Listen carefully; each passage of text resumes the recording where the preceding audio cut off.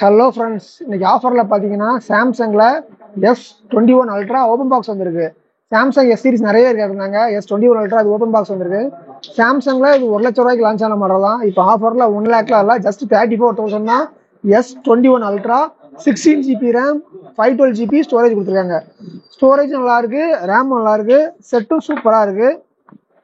Set condition இது black colour set condition பாருங்க, செம்ம நீட்டாகவே இருக்கு. ஸ்கிராச்சஸ் எதுவுமே இல்லை, பக்கா நீட்டாக தெளிவாக அப்படியே ஃப்ரெஷ் கண்டிஷன்லாம் இருக்கு.